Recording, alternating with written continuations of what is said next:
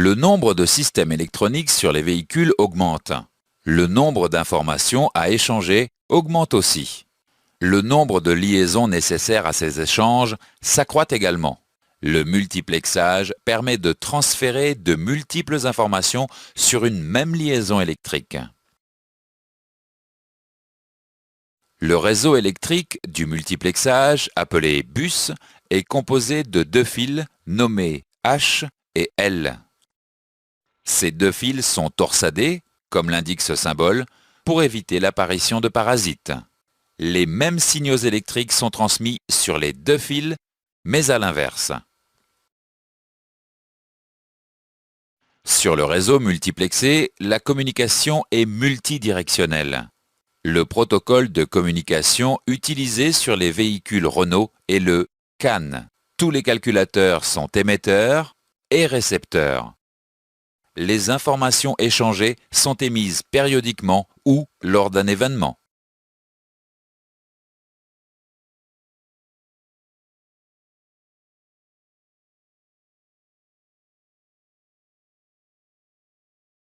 Un véhicule peut comporter plusieurs réseaux multiplexés.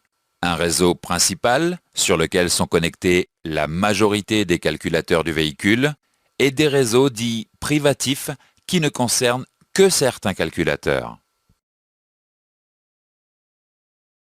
Le bon fonctionnement d'un réseau multiplexé de type CAN nécessite l'emploi de résistances de terminaison. Ces résistances permettent de stabiliser les signaux. Le réseau dispose de deux résistances de terminaison de 120 ohms chacune et intégrées à deux calculateurs. Ces résistances sont branchées en parallèle dans le circuit, lui conférant une résistance de 60 ohms. L'emplacement des résistances de terminaison varie selon le véhicule.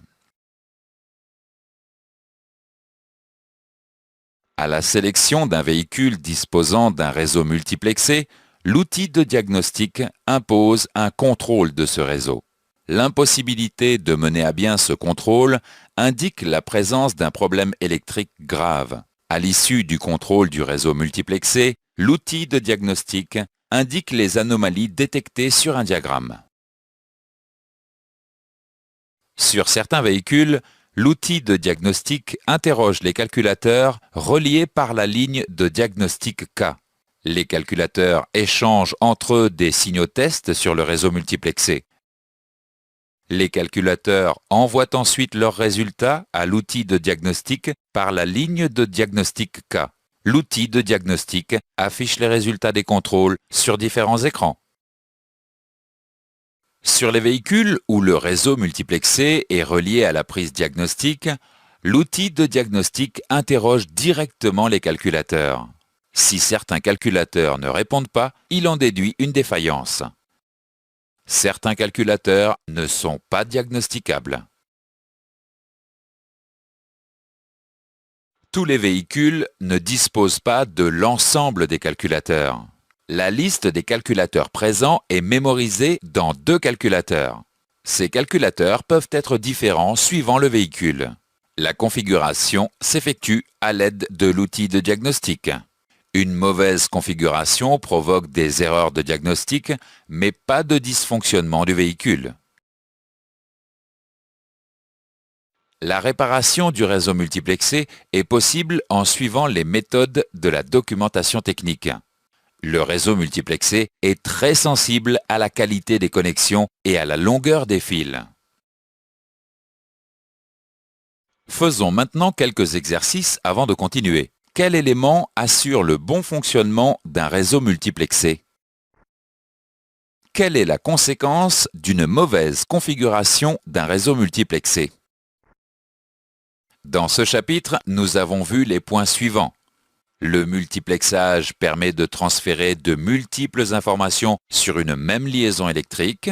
Le réseau électrique du multiplexage, appelé bus, est composé de deux fils nommés H et L. Sur le réseau multiplexé, la communication est multidirectionnelle. Le protocole de communication utilisé sur les véhicules Renault est le CAN. Un véhicule peut comporter plusieurs réseaux multiplexés. un réseau principal et des réseaux dits privatifs. Le bon fonctionnement d'un réseau multiplexé de type CAN nécessite l'emploi de résistances de terminaison. À la sélection d'un véhicule disposant d'un réseau multiplexé, l'outil de diagnostic impose un contrôle de ce réseau.